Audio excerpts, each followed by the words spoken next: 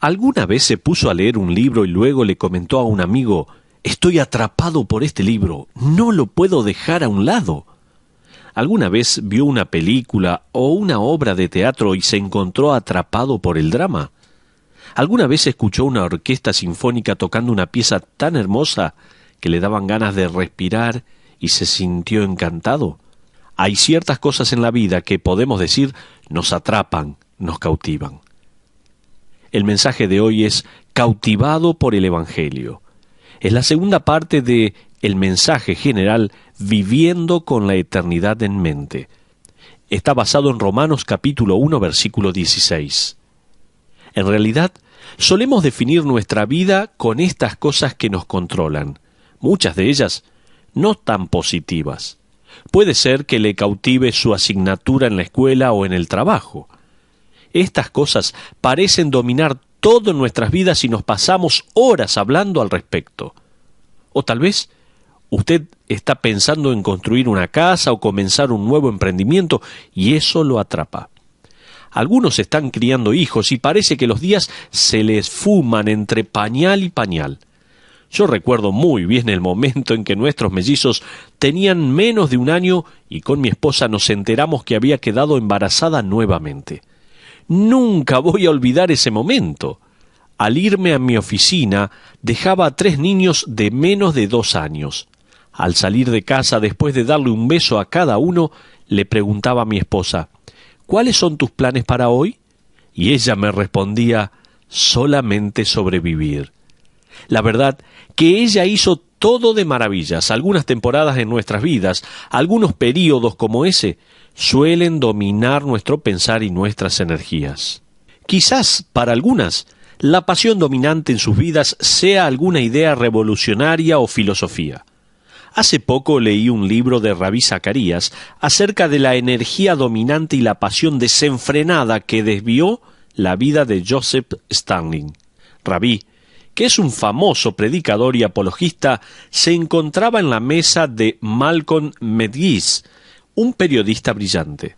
Medgis dijo que en una ocasión fue visitado por Svetlana Stalin, poco después de la muerte de su padre, el mismísimo Joseph Stalin. Ella mencionó al menos en 3 ocasiones la muerte de su padre. Stalin era un hombre pequeño, medía más o menos 1,65 m y no era muy corpulento. Sin embargo, en términos de su ambición, era un hombre de hierro. Su hija quería saber si el periodista le podía explicar por qué su padre había hecho algo tan peculiar antes de morir. Svetlana dijo que Stanley, antes de morir, se sentó en su cama, alzó sus puños hacia el cielo y luego se dejó caer en su almohada y expiró. El periodista explicó que Stalin odiaba a Dios y a su palabra. Stalin había seguido a varios líderes que solían alzar sus puños como si hirieran a Dios. Stalin mismo eliminó a 15 millones de personas que se rehusaron a hacerse comunistas.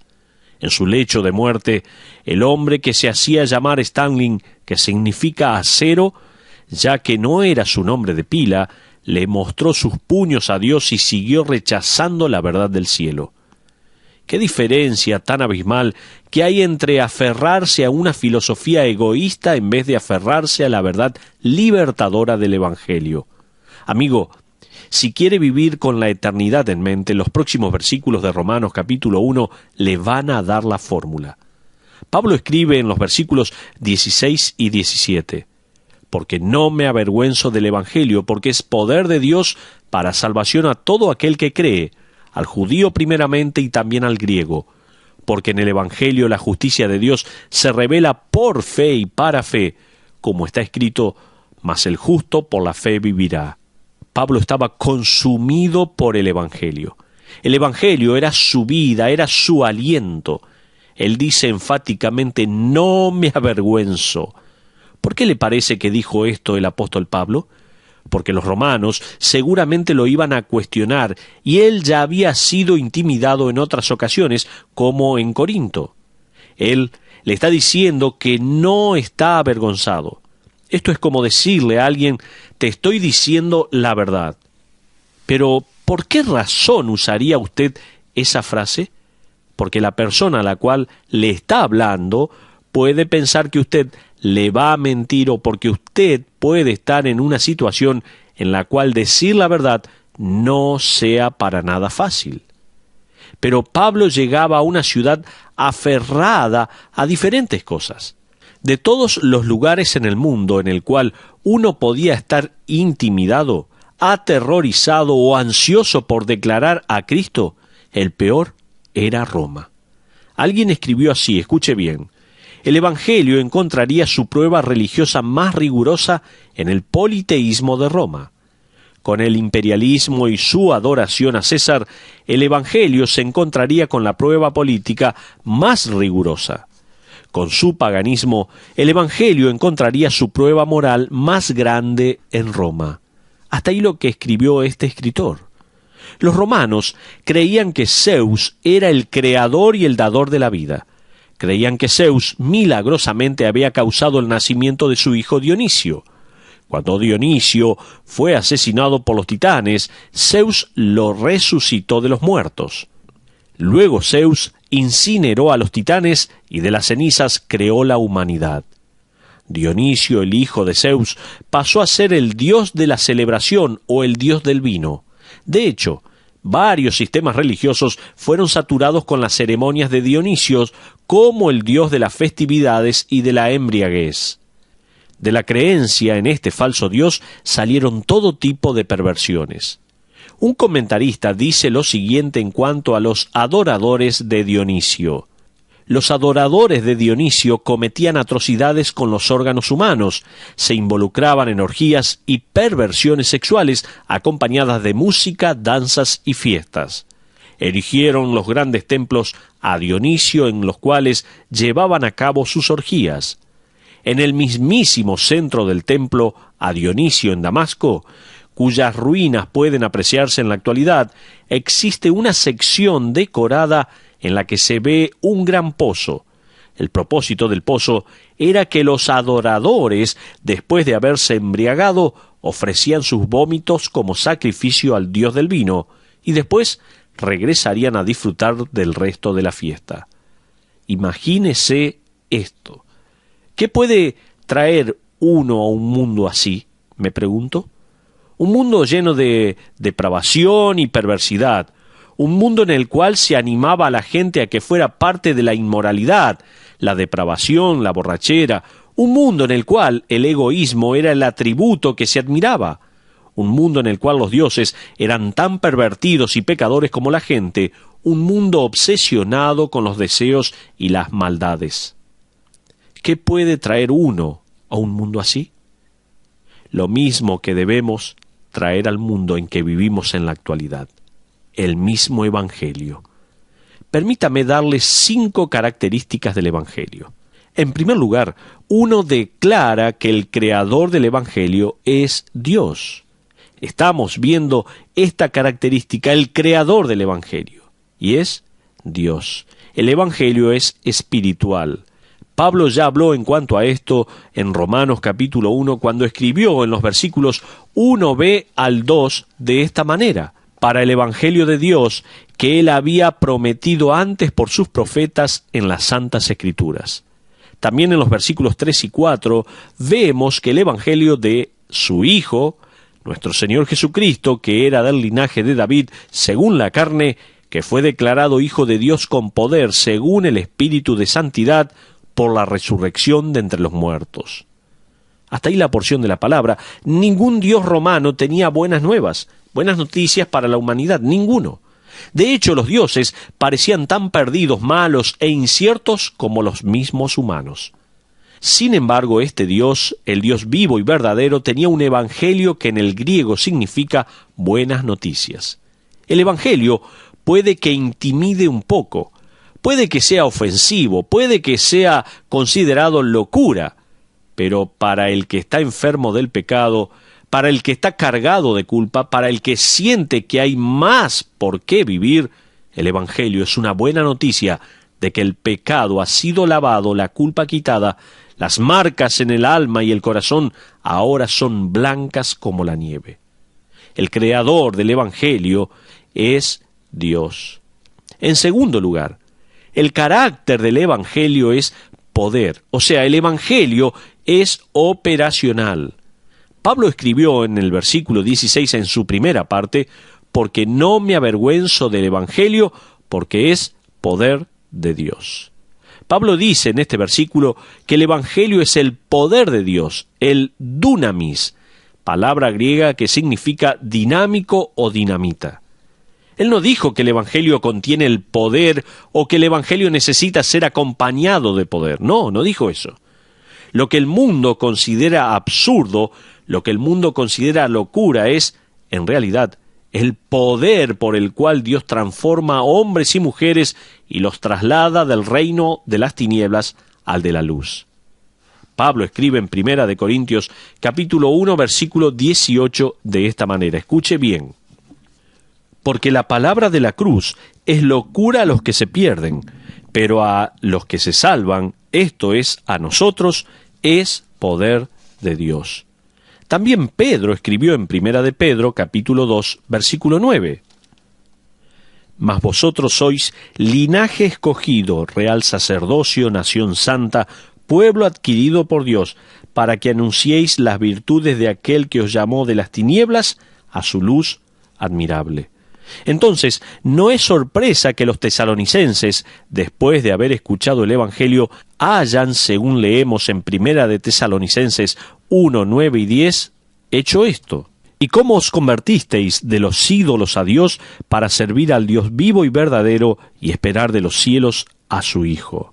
En tercer lugar, vemos el Evangelio es confrontacional, ya que hace un llamado a la humanidad del pecado a la salvación. El Evangelio no es solo espiritual y operacional, sino que también transforma. El Evangelio no es un proceso de autoayuda, no es eso. No da 3 pasos para lograr una mejor imagen, o 9 formas para sentirse bien en este mundo. El Evangelio confronta al incrédulo con su pecado y lo llama a la salvación. Términos como salvación o ser salvo son cómicos, absurdos y ridículos para la mente natural porque son un cachetazo contra el orgullo del corazón humano. Uno puede escuchar, ¿cómo que yo soy pecador? ¿Qué me quiere decir con eso? ¿Cómo que necesito ser rescatado del infierno? Yo no tengo ningún problema con hacer una vuelta a la página y tratar de ser una mejor persona. Pero esa idea de depravación total, pecado, juicio y redención, eso no es para mí. Algunos dicen esto. La sociedad del siglo I se burlaba del cristianismo por las mismas cosas. La idea de una humanidad pecadora, redimida por Dios, que es sacrificio a sí mismo, era ridícula para sus mentes. Un Dios que fue asesinado por los humanos no podía ser un Dios verdadero.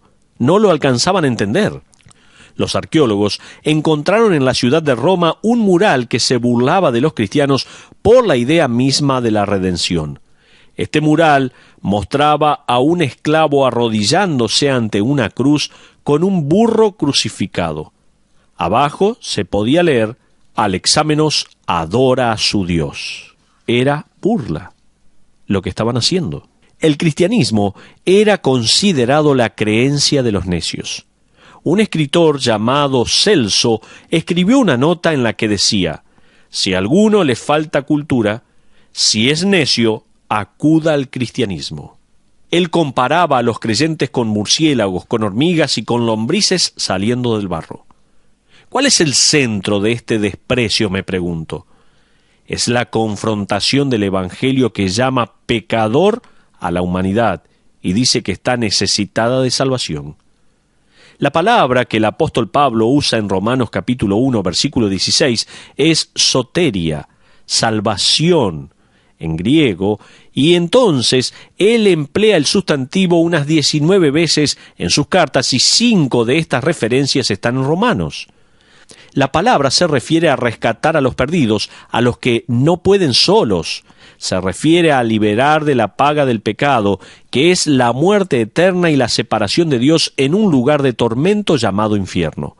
Salvación no es un término inventado, sino que es un término bíblico, inspirado en el corazón de Pablo por el Espíritu Santo.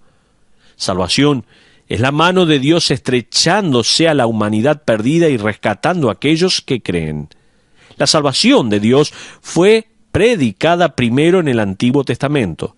En Hechos, capítulo 2, versículo 40, Pedro dice allí en este pasaje de esta manera, escuche bien, y con otras muchas palabras testificaba y les exhortaba diciendo, sed salvos de esta perversa generación. Cualquier predicador verdadero del Evangelio va a decir en esencia las mismas palabras, incluso 2000 años después. En Mateo capítulo 18, versículo 11, en su última parte, el Señor Jesucristo también nos dice, porque el Hijo del Hombre ha venido para salvar lo que se había perdido.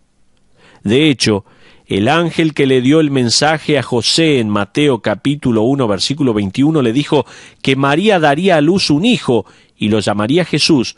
¿Por qué? Porque él salvará a su pueblo de sus pecados, dice la palabra de Dios. Pablo le reiteró esto a Timoteo en el capítulo 1 de Primera de Timoteo, capítulo 1, versículo 15, donde dice, palabra fiel y digna de ser recibida por todos, que Cristo Jesús vino al mundo para salvar a los pecadores, de los cuales yo soy el primero. Es por eso que al mundo no le gusta el término salvación, porque es ofensivo, es confrontacional, habla de depravación total, de pecado y de estar perdido. Al corazón humano no le gusta este mensaje. Cuando usted va manejando su auto, puede que antes de llegar a una curva, lea un cartel que dice despacio, camino sinuoso, tal vez con esa señal correspondiente. Usted puede hacer una de estas tres cosas, escuche bien. Puede recibir el mensaje de esa señal. En ese caso, usted creyó el mensaje y lo aceptó como verdadero. O tal vez usted puede rechazar el mensaje y pensar, ¿para qué siguen poniendo estos carteles junto al camino? Esta gente no tiene nada mejor que hacer, y continuar a la misma velocidad. Usted también puede rebelarse contra la señal y aumentar la velocidad pensando, ya le voy a mostrar a esa señal. Mi amigo, la verdad es que sea como fuere que usted responda a esa señal, la curva sigue estando allí. Usted puede creerlo, ignorarlo o rechazarlo, pero la curva sigue allí. ¿Es usted salvo?, le pregunto. ¿Ha admitido su pecado, se ha arrepentido y aceptado el regalo de la salvación?, le pregunto. ¿Ha admitido que necesita ser redimido depositando su confianza y fe en la obra de Cristo que murió en la cruz por sus pecados? Siendo un pecador culpable, ¿ha acudido a Cristo para que lo salvara solo por su poder? Si no lo ha hecho, lo confronto con la verdad del Evangelio. Crea en el Evangelio y será salvo, dice la Biblia. Permítame darle una señal de advertencia. El juicio se acerca, créamelo. Rechace el Evangelio y permanecerá perdido para siempre. Rechace el Evangelio y caminará en tinieblas espirituales hasta el día en que reciba lo que ha escogido, tinieblas eternas. Ahora, alguien en Roma puede haber preguntado, ¿es esta salvación para mí también? No se imaginan las cosas que he hecho, ni tienen idea. Este mensaje del Evangelio es para mí también. Esto me lleva al cuarto punto. Pablo continúa dándoles, y a nosotros también, el llamado del Evangelio. Y el llamado del Evangelio es universal. En cuarto lugar, el llamado del Evangelio. Pablo escribió dos palabras muy importantes en el versículo 16. Escuche bien lo que dice. Del Evangelio, diciendo que es poder de Dios para salvación a todo aquel que cree. Ahora, él clarifica estas palabras en la próxima frase, dando la condición del Evangelio. Pero por ahora el Evangelio es dado a todos. Fíjese la pasión de Pablo en el versículo 14. A griegos y a no griegos, a sabios y a no sabios, soy deudor, dice el apóstol Pablo, guiado por el Espíritu Santo. Él está diciendo, en efecto, no sé si todos van a creer, pero quiero que todos escuchen. El llamado del Evangelio es para todos. Juan 3:16 nos dice, porque de tal manera amó Dios al mundo, que ha dado a su Hijo unigénito para que todo aquel que en él cree no se pierda, mas tenga vida eterna. Hechos capítulo 2, versículo 21 dice, y todo aquel que invocar el nombre del Señor será salvo. Apocalipsis capítulo 22, versículo 17 también nos dice, y el Espíritu y la esposa dicen, ven. Y el que oye diga, ven, y el que tiene sed venga, y el que quiera tome del agua de la vida gratuitamente. La invitación del Evangelio es universal y sin límite alguno. Pablo declara en la última parte del versículo 16 que la invitación del Evangelio es tanto para los judíos como para los gentiles. Muchos han malinterpretado esta frase a los judíos primeramente, como si debiéramos esforzarnos por dar el Evangelio a los judíos como prioridad. Los que dicen eso no comprenden el hecho de que Pablo está hablando de forma cronológica. El Evangelio llegó primero a los judíos. De hecho, cuando Jesús encomendó a sus discípulos la primera vez, en Mateo capítulo 10, versículo 5 al 7, Él estaba diciendo allí, por camino de gentiles no vayáis, y en ciudad de samaritanos no entréis, sino id antes a las ovejas perdidas de la casa de Israel, y yendo predicad diciendo, el reino de los cielos se ha acercado. Los judíos fueron los escogidos en la antigua dispensación y ellos recibieron el mensaje, por medio de los profetas, que el Mesías vendría.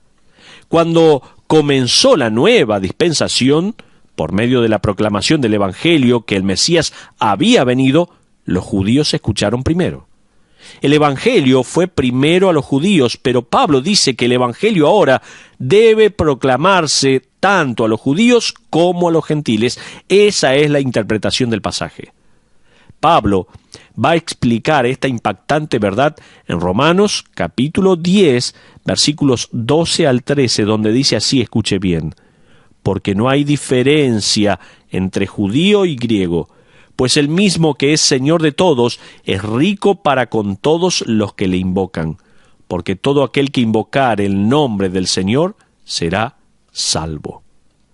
No importa cuál sea su nacionalidad, no importa cuál sea su raza, el Evangelio es poder de Dios para salvación de todos. Sin embargo, si bien la invitación es universal, el obrar efectivo del Evangelio es limitado. Fíjese, ahora en las próximas palabras en el versículo 16, ya que nos dan la condición del Evangelio. El Evangelio es personal. En quinto lugar, la condición del Evangelio, el Evangelio es personal. Pablo escribe allí del Evangelio, es poder de Dios para salvación a todo aquel que cree. Cree o pisteu, en griego, es como decir literalmente a cada uno que ejerce fe. La palabra significa depositar toda la confianza o descansar absolutamente en algo. Cuando usted fue a la iglesia el domingo, tuvo una invitación para estar allí presente. Algunos decidieron no acudir porque había demasiado tráfico, otros no quisieron esperar y se fueron a un restaurante de comida rápida, pero usted siguió camino, llegó y decidió depositar su fe en la silla en la cual se sentó. Lo único que prevenía que usted se cayera al suelo era esa silla.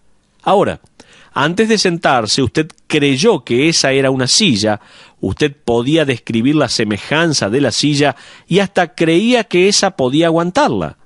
Pero no fue hasta que usted se sentó en esa silla que ejercitó su fe. Al sentarse, o sea, cuando confió completamente en esa silla, fue allí que depositó toda su confianza en ella.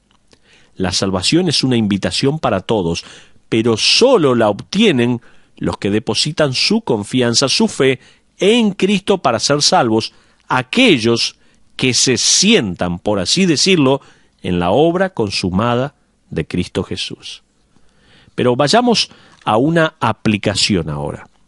Cuando uno es cautivado por el Evangelio, al menos 3 cosas suceden y permítame dárselas. Como aplicación, escuche bien, el fracaso y el pecado del pasado cambian de nombre por perdón. Escucho bien. El fracaso y el pecado del pasado cambian de nombre por perdón.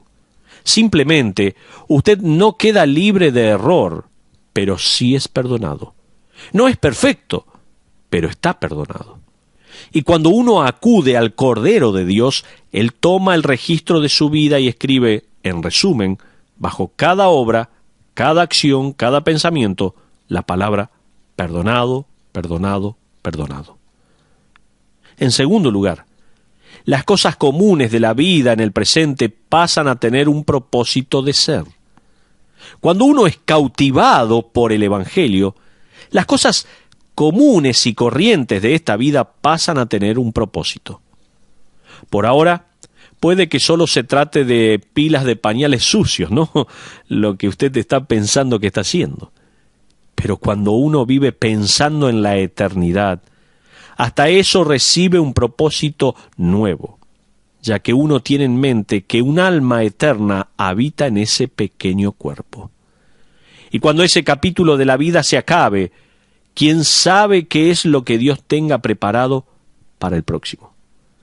Es por eso que para este tercer pensamiento me vino a la mente que la incertidumbre de la vida en cuanto al futuro se redefine con seguridad. Cuando uno es cautivado por el Evangelio, la incertidumbre de la vida en cuanto al futuro se redefine con seguridad. Cuando uno es cautivado por este Evangelio maravilloso, el pasado cambia de nombre por perdón, el presente es redireccionado con un propósito y el futuro se redefine con seguridad. Usted me dirá, pero ¿por qué, Stephen? Porque uno es cautivado por la verdad de que si Dios fue tan poderoso como para salvarlo en el pasado, es lo suficientemente poderoso para satisfacer su necesidad en el presente, y luego debe ser lo suficientemente poderoso para guiarlo en el futuro. ¿Y qué es el futuro para él? Es un lugar en el que ya estuvo y ha regresado para guiarlo allí. Eso es el futuro para Jesucristo. Hace unos años recibí una carta de un hombre que solía venir a la iglesia. Él se mudó y consiguió un trabajo como camionero. Antes de mudarse, había hablado conmigo acerca de cómo el Señor podría utilizarlo como conductor de camiones, como un testigo también. Él me escribió una carta y me contaba que utilizaba su radio para explicar brevemente el Evangelio y avisar que en el canal 24 de la radio iba a hablar de Dios todos los días. ¿Sabe qué? Recibió varias respuestas al día.